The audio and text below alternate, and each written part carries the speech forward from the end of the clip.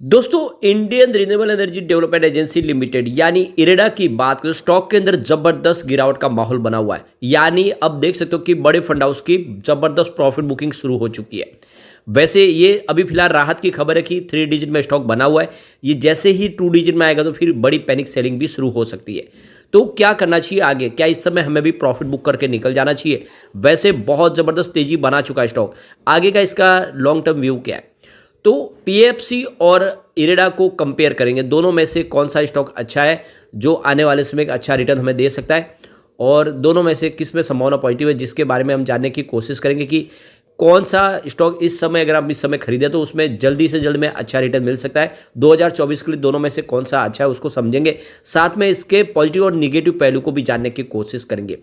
और ये जो गिरावट का माहौल बना है, ये स्टॉक को कहाँ लेके जा सकता है, यानी गिरावट में कहाँ तक जा सकता है और तेजी बढ़ी तो फिर से कहाँ तक जाएगा, उन सारी बातों को जानेंगे इस वीडियो के माध्यम से।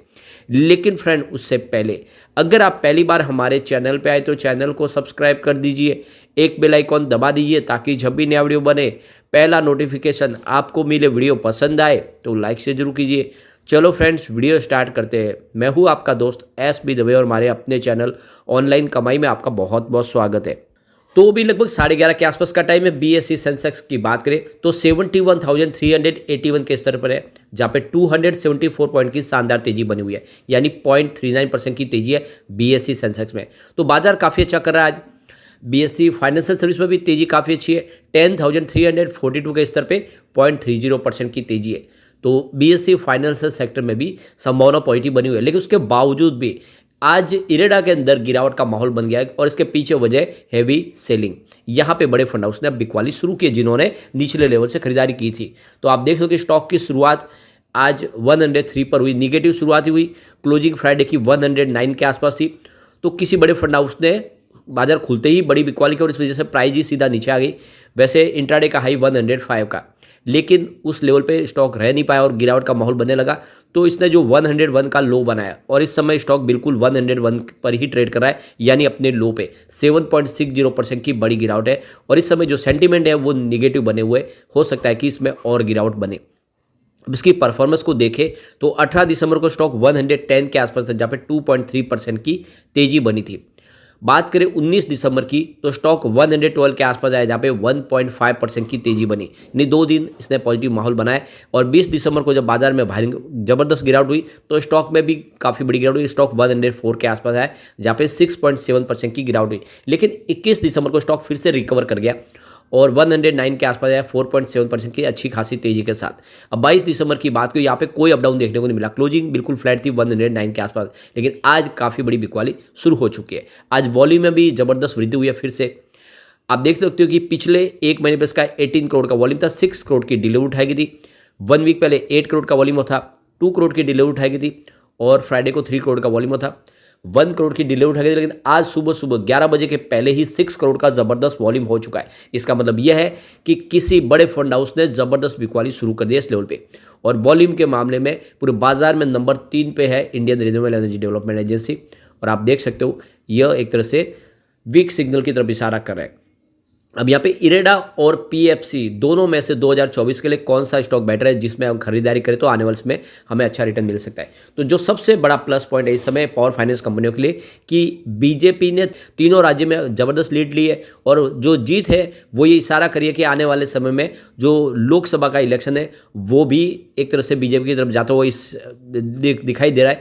और इस वजह से जो बजट है ऐसे ही बढ़ता दिखाई दे सकता है कि आने वाले समय में रेलवे सेक्टर में और दूसरे और भी सेक्टर है जिसमें ग्रीन एनर्जी के सेक्टर शामिल है, उनमें सरकार बहुत बड़ा निवेश और कर सकती है। तो देख सकते हो कि जो कैपिटल एक्सपेंडिचर है 10 ट्रिलियन रुपीस का, वो फाइनेंशियल 2024 के लिए आने वाले समय इसमें और वृद्धि हो सकती है।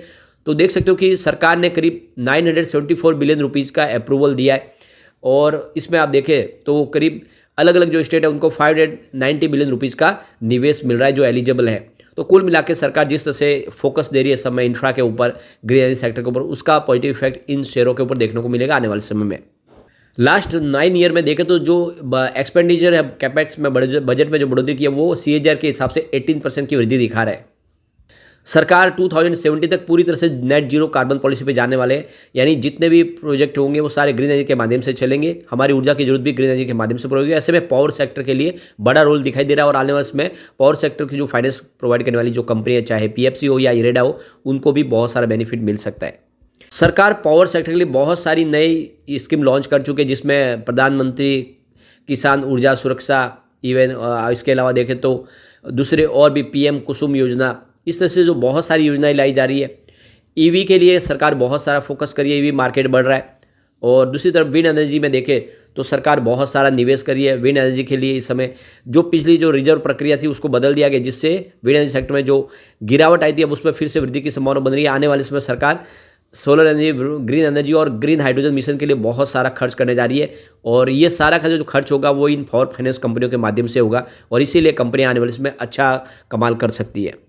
सबसे बड़ी जो गौर करने वाली बात है कि आप देखो आने वाले समय जो पावर डिमांड है वो भी 1.6 टाइम्स बढ़ती हुई दिखाई दे सकती है और ऐसे में ऊर्जा की जरूरत को पूरा करने के लिए और भी ज़्यादा कैपेसिटी को बढ़ाना होगा। इस समय पावर सेक्टर की इंस्टॉल कैपेसिटी 426 गीगावाट है, जो आने वाले 2028 तक बढ़ के 692 गीगावाट तक पहुंच जाएगी, जिसमें आप देखें तो एनुअल ग्रोथ 12.9% की देखने को मिलेगी। तो कुल मिला के ऐसे में इरेडा और पावर फाइनेंस कंपनी दोनों के लिए बहुत ही अच्छा मौका देखने को मिल सकता है। अब बात करें यहाँ पे Indian renewable energy development agency की, तो ये मिनी रत्न की कैटेगरी में और ये गवर्नमेंट एंटरप्राइजेस है।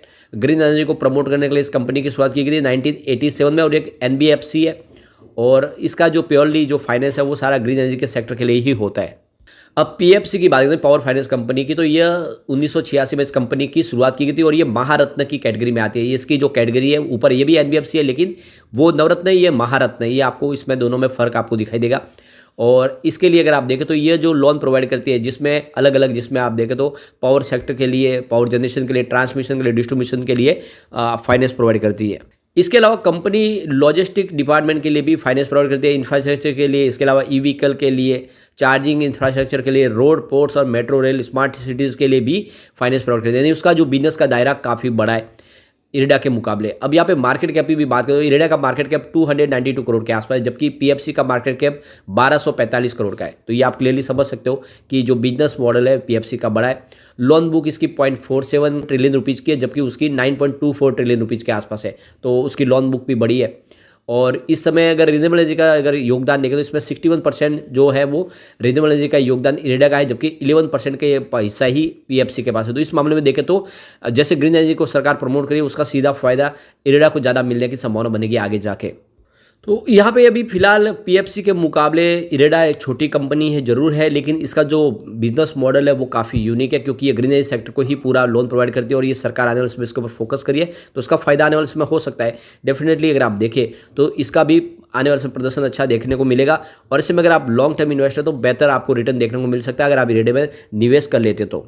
लेकिन प्रॉब्लम यह है कि इसमें बहुत ज़बरदस्त तेजी ऑलरेडी बन चुकी है। 32 का जब आईपीओ लाया था उसको 50 रुपये में उसकी लिस्टिंग हो गई, उस समय अच्छा रिटर्न मिला और उसके बाद में भी इसने दौड़ना शुरू किया तो ये 100 को क्रॉस कर गया और ये 123 तक भी गया। इस समय अगर 32 रुपये का स्टॉक 100 के आसपास है तो ये करंट लेवल के हिसाब से महंगा है, क्योंकि शॉर्ट टर्म में अच्छी तेजी बनी है।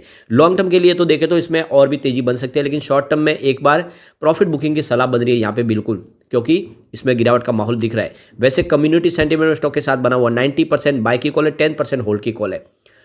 यहाँ पे एक बार इसके पिवोट लेवल को चेक कर लेते हैं तो यहाँ से अगर गिरावट और होगी तो 100 का पहला सपोर्ट है, ये सपोर्ट टूट गया तो स्टॉक सीधा 90 तक जाएगा।